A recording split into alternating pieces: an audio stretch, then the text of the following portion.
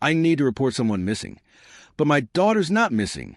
She's one of over 1 million Americans whose identities were stolen by Russian-led scammers who submitted $10.6 billion in bogus medical claims.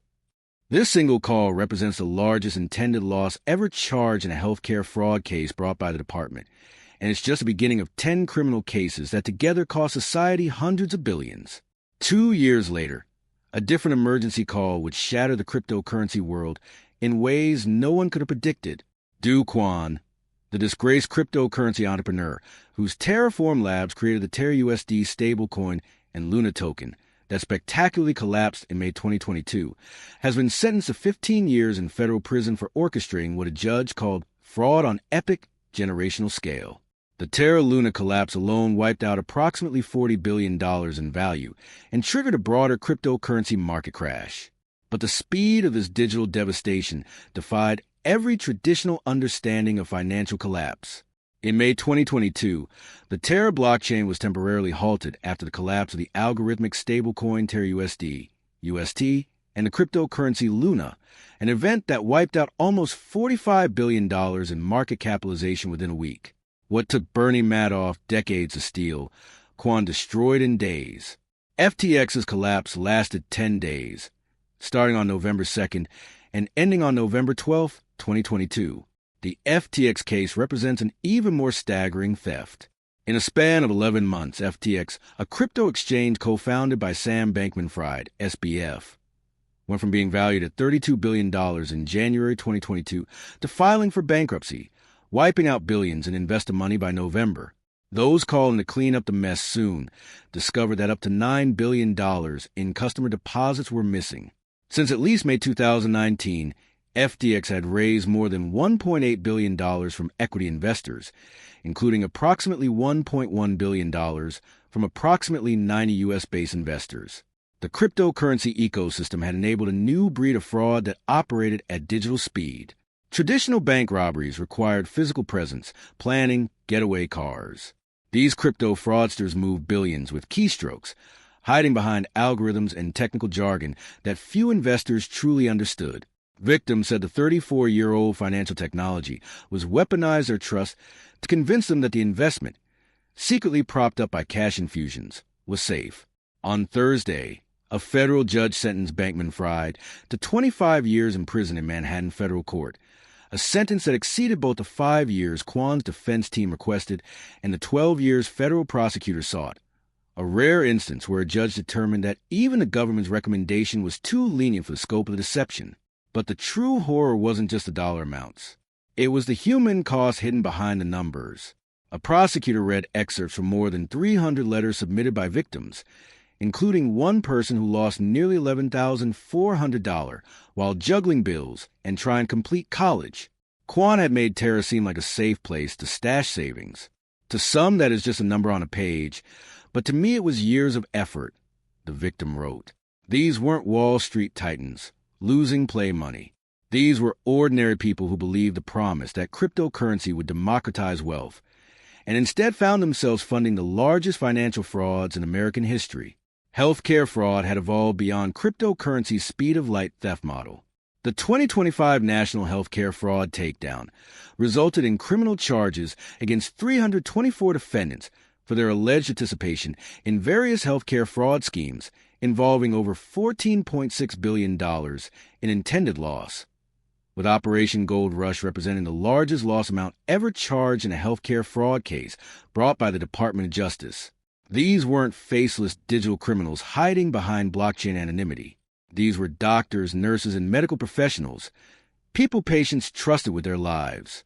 A transnational criminal organization allegedly used a network of foreign straw owners to strategically buy dozens of medical supply companies located across the United States, and then rapidly submitted $10.6 billion in fraudulent healthcare claims to Medicare for urinary catheters and other durable medical equipment by exploiting the stolen identities of over 1 million Americans. The scale was breathtaking. Over 1 million stolen identities, all used to bilk Medicare out of billions, while real patients went without care. When Dr. Body allegedly injected ozone into patients' necks, backs, toes, and scalps, many reported it to be the worst pain they had ever experienced. to disguise his unapproved ozone treatments from the FDA, Medicare, and Medicaid. He allegedly falsely billed ozone and other treatments as nerve blocks. Patients came seeking healing and instead became victims of both medical abuse and financial fraud. In total, Body allegedly submitted and caused a submission of over $5,202,374.96 in false and fraudulent claims to Medicare and Medicaid. Criminal charges were filed against 96 doctors, nurse practitioners, pharmacists, and other licensed medical professionals who had weaponized their medical licenses to commit fraud. These weren't street criminals breaking into banks. These were the people society trusted most, systematically betraying that trust for financial gain. Corporate embezzlement revealed the same devastating pattern of trust exploitation, but at an even more intimate level. Elizabeth Gutfar was sentenced to 120 months in prison and ordered to pay $51.8 million in restitution after embezzling approximately $38.7 million from Arizona's Santa Cruz County by wiring public funds from the county's account to accounts in the names of fake companies she created that performed no legitimate business. As county treasurer, Gutfar held the keys to public money meant for essential services, roads, schools, emergency services. For 12 years, she systematically stole from the very community that had elected her to protect their interests. Michael Anthony Hauser, while serving as a manager for the Muskogee Nation Gaming Enterprises, LLC, embezzled and obtained by fraud over $24 million from the Muskogee Creek Nation, knowingly filing false tax returns where he underreported his income by failing to disclose the stolen proceeds. These weren't anonymous hackers. These were trusted employees and elected officials who sat across from their victims at community meetings and financial reviews while systematically robbing them blind. The investigations revealed how long these schemes could run undetected when perpetrators held positions of ultimate trust. Years, sometimes decades of systematic theft, enabled not by sophisticated technology, but by the simple fact that victims never suspected the people they trusted most would be the ones destroying their lives. After seeing those numbers, 324 defendants charged for over $14.6 billion in intended loss from the 2025 healthcare fraud takedown and over 1 million stolen American identities used in Operation Gold Rush. Which type of criminal betrayal hits you harder? The crypto fraudsters who destroyed billions in seconds, or the doctors and nurses who spent years systematically stealing from the patients who trusted them most? Comment your thoughts below. Drop your answer in the comment below. Now let's examine how these cases revealed an even darker truth about the psychology of financial crime. 5 years after the healthcare fraud takedown, the scale of financial destruction had evolved beyond even the most sophisticated digital schemes. Federal prosecutors charged the founder of Newnan-based First Liberty Building and Loan, escalating a sprawling civil fraud case into a criminal prosecution months after regulators shuttered what they described as a $140 million Ponzi scheme. The charge marks the first criminal action tied to the collapse of the politically connected lender, which federal securities regulators accused of misleading investors while funneling millions through a complex web of loans and investor payouts. This wasn't just another financial fraud. It was the systematic destruction of an entire community's trust. Unlike the crypto fraudsters who destroyed wealth digitally, Ponzi schemes like First Liberty's preyed on most fundamental human need: the desire to build something lasting for future generations. When schemes target specific communities through affinity fraud, entire groups suffer simultaneously. Churches, cultural organizations, and professional networks see multiple members lose significant money at once. This creates community-wide trauma and destroys the social trust that made the fraud possible in the first place. In small towns like Newnan, Georgia, where everyone knows everyone, the collapse of a trusted financial institution doesn't just steal money. It tears apart the social fabric that holds communities together. The real estate fraud epidemic revealed another dimension of this community-wide devastation. Real estate fraud alone accounted for 12,368 complaints and $275 million in losses in 2025, up from $173 million in 2024 and 9,359 complaints a year prior. One case involved a Missouri senior citizen attempting to close on a property who received a compromised email from a fraudulent title company with wire instructions for more than $1.3 million. The FBI froze the recipient's account and later discovered the same account was targeted by a city government office in Oregon for a separate $6 million wire, which was also stopped.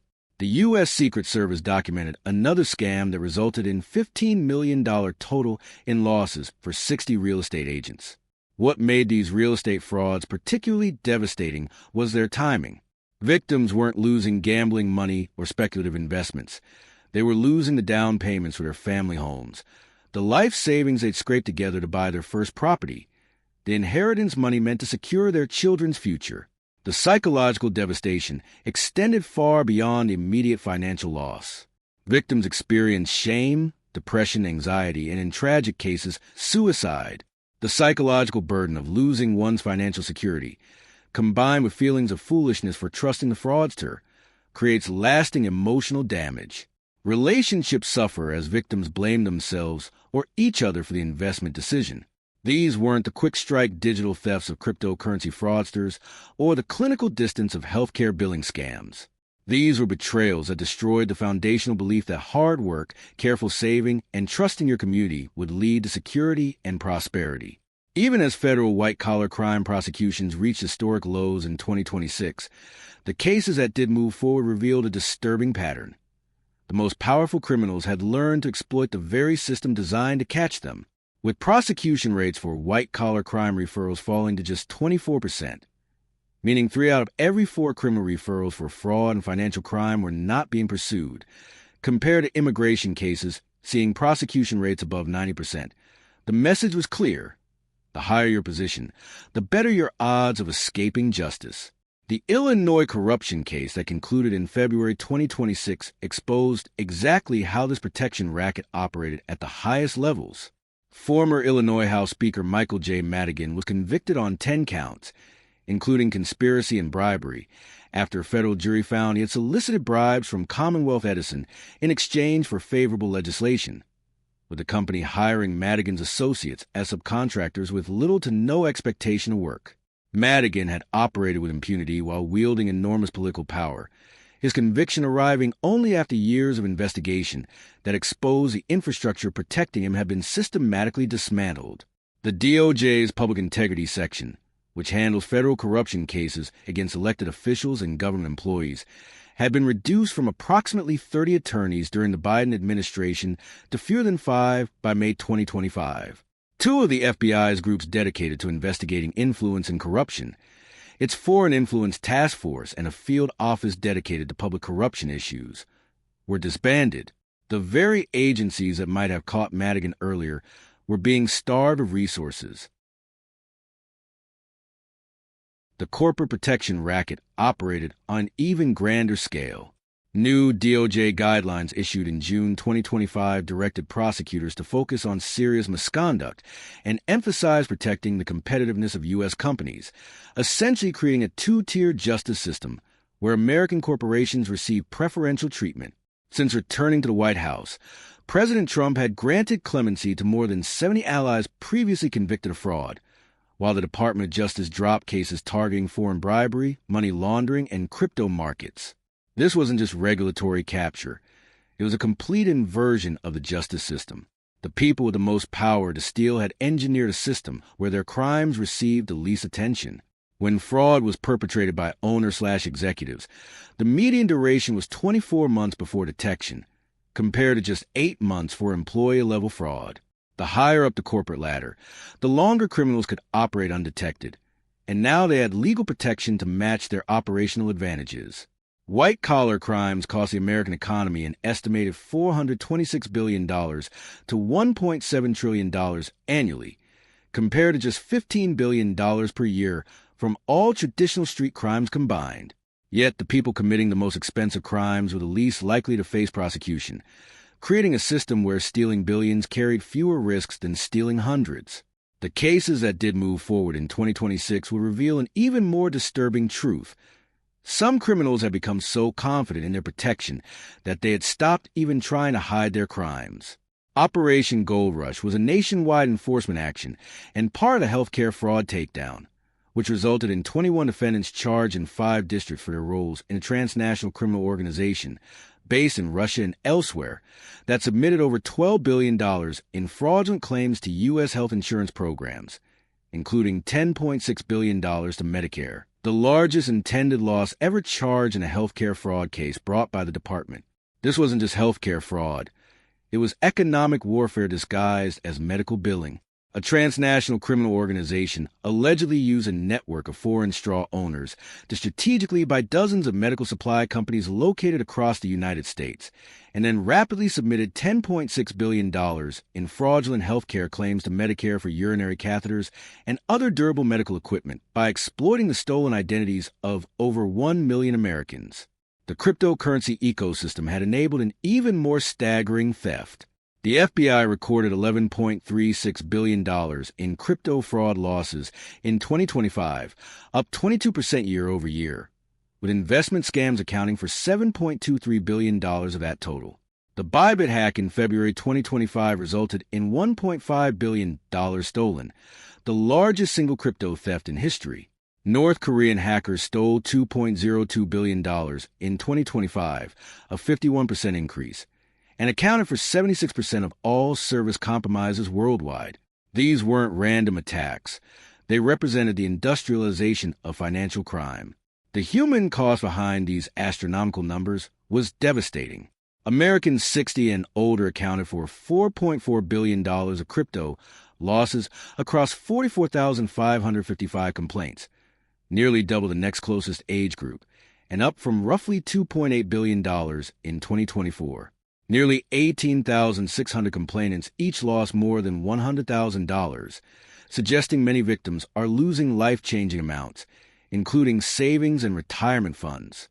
When the final accounting was complete, these 10 criminal cases represented more than just individual crimes. They revealed a systematic assault on the foundations of modern society. Global losses related to financial fraud in 2025 alone have been estimated at $442 billion, according to the 2026 Interpol Global Financial Fraud Threat Assessment. The fraud section charged 265 individuals in 2025 and reported alleged aggregate intended fraud losses of $16 billion across those charges. The cases that began with a single emergency call about stolen medical identities had exposed a global criminal infrastructure that cost society hundreds of billions annually, more than the GDP of most nations. These weren't just crimes against individuals. They were crimes against the very idea that hard work, trust, and following the rules would lead to security and prosperity.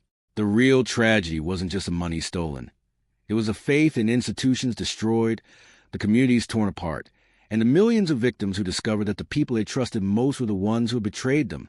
Subscribe to stay updated on major criminal cases and their outcomes as justice unfolds.